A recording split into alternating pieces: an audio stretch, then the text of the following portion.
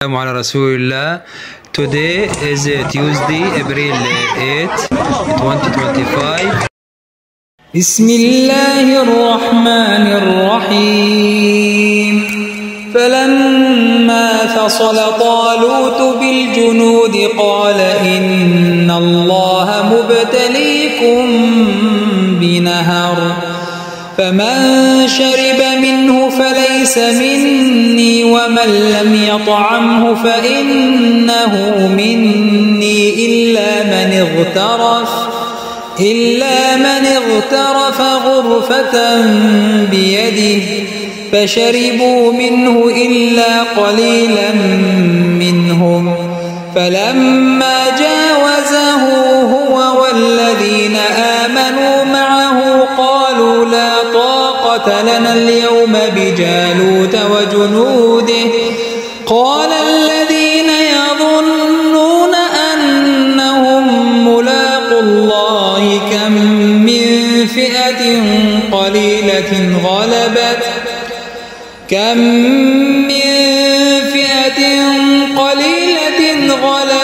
فئة كثيرة بإذن الله والله مع الصابرين. ولما برزوا لجالوت وجنوده قالوا ربنا أفرغ علينا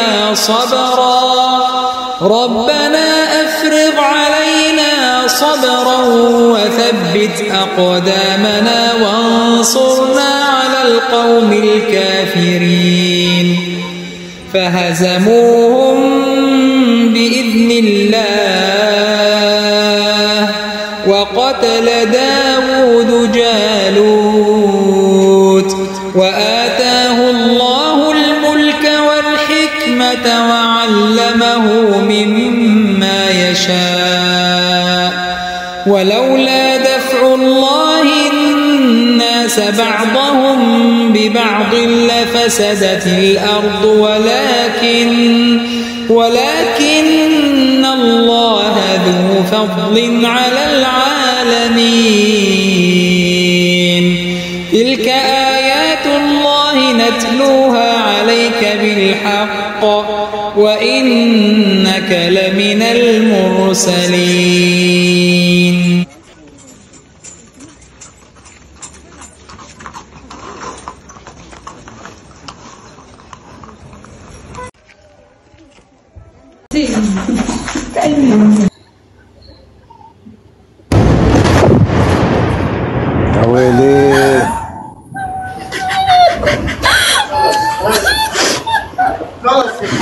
الله لا إله إلا هو الحي القيوم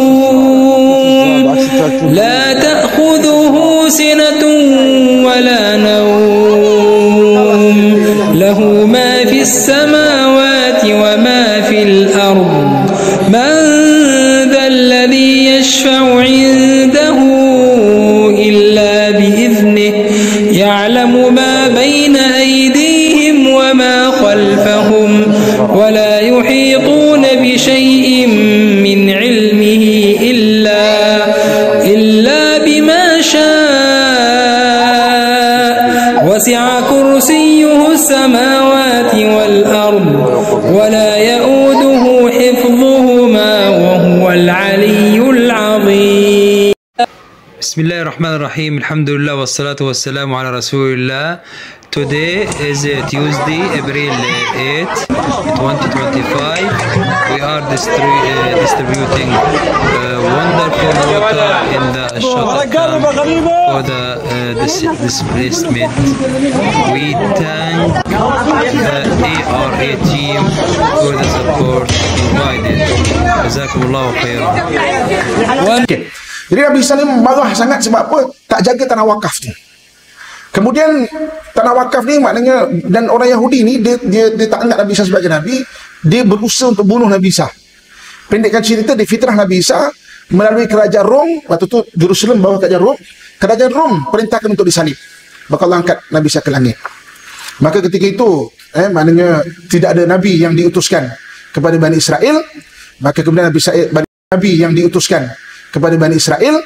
Maka kemudian Bani Israel ini sendiri terkapai-kapai, sampailah akhirnya dia memberontak kepada kerajaan Rom, dan pada tahun 70 Masihi Rom menghapuskan orang-orang Yahudi ataupun Bani Israel daripada Jerusalem.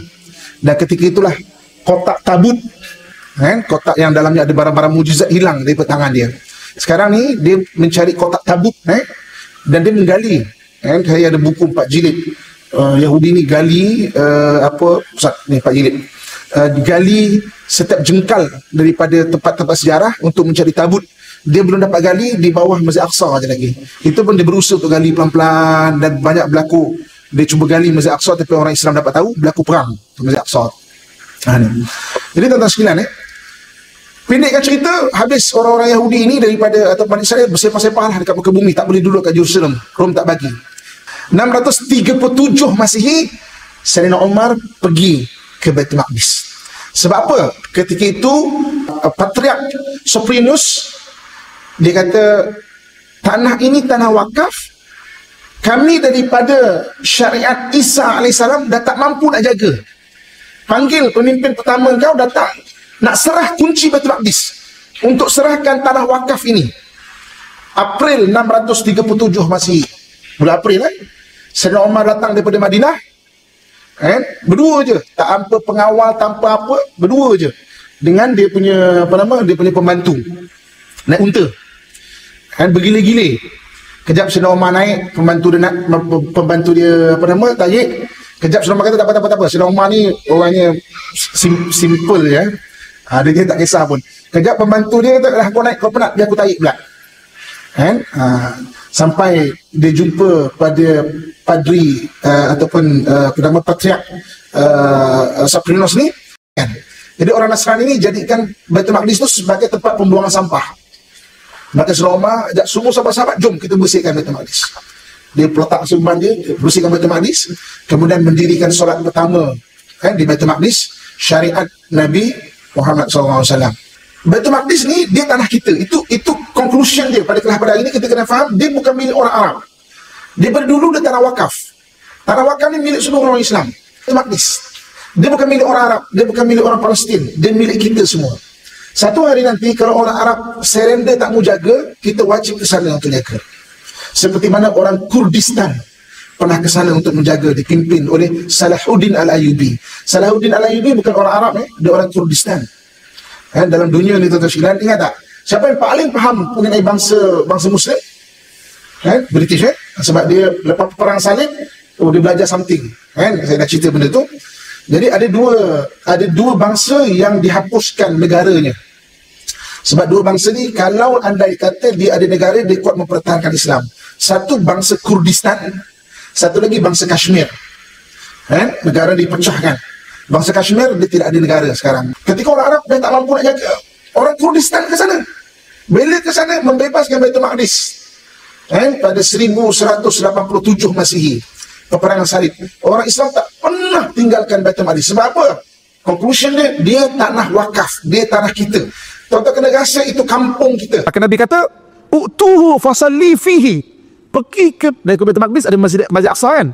Kamu pergilah ke Masjid Aqsa dan sembayanglah padanya. Sembayanglah padanya. Okey? Kemudian para sahabat berkata, "Ara'aita illam astati?" Macam mana kalau aku tak mampu untuk pergi ke sana? Maka berkata Nabi SAW, "Fatahdilahu zitan yusarrij fih." Kamu hadiahkan minyak. Dulu nak menyalakan lampu ni dengan minyak, dengan minyak. Maka faman fa'ala fahuwa kaman atau. Siapa yang menghantar bantuan itu, macam dia pergi dan sembahyang di sana. Nah, sebab itu bicara mengenai bantuan ke Masjid Aqsa dan juga Palestin, maknanya kita bagi bantuan macam juga kita berada di sana berjuang juga. Kita sembahyang juga di sana mengikut hadis Nabi SAW. Nabi SAW sebut mengenai la tasyuddur rihal. Kalau nak bersusah payah, jangan bersusah payah illa thalathata masajid, kecuali ketiga masjid. Nak susah payah, bersusah payah pergi ketiga masjid. Yang pertama pergi Masjid Haram, yang kedua pergi Masjid Nabawi, dan yang ketiga ke Masjid Al-Aqsa. 6 buah negara. Orang Yahudi ni pada pandangan dia 6 buah negara ni dia punya. Pada pandangan dia, mana dia? Mesir, sebab dia pernah berada di Mesir. Yang keduanya Palestin sekarang. Ketiganya Jordan. Laju sangat je, saya pelan-pelan sikit. Pertamanya mana tadi? Mesir, sebab dia pernah berada di Mesir. Yang kedua, Palestin sekarang ni. Yang ketiga, Jordan. Yang keempat, Syria. Yang keempat. Yang kelima, Lubnan. Dan yang keenam, Iraq. Sebab negara ni di antara dua buah sungai, iaitu sungai Nil yang berada di Mesir dan sungai Dajlah yang berada di Iraq. Sebab itu lambang bendera Yahudi adalah 6 bintang yang berada di bawah 2 calit. Kalau kita perasan, kan? 2 calit, 6 bintang tu 6 negeri. Cita-cita dia di bawah 2 calit, iaitu daripada sungai Nil pergi ke sungai Dajlah. 6 negara tu. Jadi orang Yahudi ni tuan-tuan sekalian, sebab itu kenapa pelik. Orang Yahudi kenapa dia tak percaya pada Nabi, tapi dia percaya perkhabaran ghaib Nabi. Antara contoh dia, Nabi kata besok akhir zaman berlaku peperangan antara orang Islam dan orang-orang Yahudi yang tidak beriman. Maka semua pokok-pokok dan batu-batu mengeluarkan bahasa gelombang yang boleh difahami. Wa ya ibadah rahman, wahai hamba Allah. Ni belakang aku ada Yahudi, tangkap dia. Kecuali satu pokok, berapa pokok gharqad. Orang Yahudi tanam pokok gharqad. 2012 dia kempen tanam pokok gharqad. Satu Israel tu, satu Palestin tu ditanam pokok gharqad. Pokok gharqad ni dia tak tinggi, tapi dia rendah. Dia subur, daun dia banyak tapi dia rendah. Kan?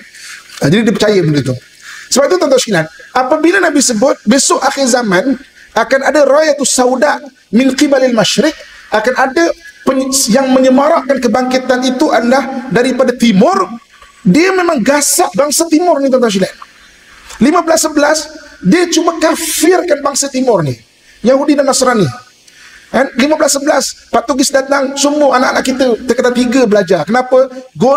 Gospel, glory dan gospel. Nak kafirkan. Kenapa nak kafirkan tuan-tuan sekalian? Sebab bangsa timur ni besok akhir zaman, dia penggerak, antara penggerak besok, yang menyemarakkan kebangkitan Islam. Sebab itu tuan-tuan sekalian, dia orang tak takut dengan bangsa Arab sekarang. Orang Arab berpecah, bergaduh dan sebagainya. Kan? Tapi kenapa negara kita yang kecil ni tuan-tuan sekalian, maknanya menjadi perhatian. Saya kadang-kadang ke sana tu memang berlaku peperangan besar macam ni. Dekat TV dia memang cerita je pasal Malaysia ni. Ini bukan saya buat cerita sebab nak claim kalau kita bagus sangat. Memang betul tuan-tuan sekalian. Saya ada rakam satu hari tu berita dia, yang membantu di Malaysia dan sebagainya. Tuan-tuan ingat tak ada orang Yahudi kat Malaysia ni ke? Tuan-tuan buka nanti search kat Google, buka sekarang. Type Ustaz Amin, okey, Yahudi di Nusantara. 2012 lagi saya jumpa. 2012 lagi saya cerita pasal benda ni. Kita yang sebab Yahudi kena tangkap lah apa baru ni kan. Saya cerita 2012 lagi tuan-tuan sekalian. Saya jumpa orang Yahudi kat sana yang fasih cakap Melayu. Saya tanya, saya dekat Jerusalem. Dia kata, daripada mana? Oi, siapa cakap Melayu ni kan? Ada satu orang Yahudi pakai kipah. Kipah ni istilah kopiah kecil tu. Kita, awak di mana ni? Oh, saya di Jakarta. Uish, Jakarta ada Yahudi ada. Kat Malaysia ada tak? Ada. Dekat mana? Tuan-tuan baca kat blog saya malah nak cerita kat depan-depan. Ada benda yang dia percaya, yang kita kita tak tahu pun apa kelebihan kita ni. Kita bangsa timur, tuan-tuan sekalian. Tuan-tuan suka ke tak suka, kita bangsa timur. Yang dalam hadis sebut min qibalil masyriq, daripada sebahagian timur. Oleh kerana hadis ini sebut daripada Madinah, timur Madinah mana wallahu alam, mungkin Pakistan, mungkin India, tapi kita Nusantara juga adalah timur. Ada cerita dah pasal kelebihan bangsa Melayu kita kan, yang bukan kita klaim, orang Nasrani sendiri, orang barat sendiri kan, kata orang Melayu ni dia ada satu sifat berani yang diistilahkan sebagai amok. Dia kalau sampai satu stage, dia dah hilang rasa takut apa-apa, itu tak ada. Itu nature ada kat darah orang Melayu kan. Thanks for watching. Like, comment, share. Please subscribe. Make dua and help Gaza. Video agihan bantuan ini hak milik ARA Team. Dilarang edit video ini tanpa kebenaran.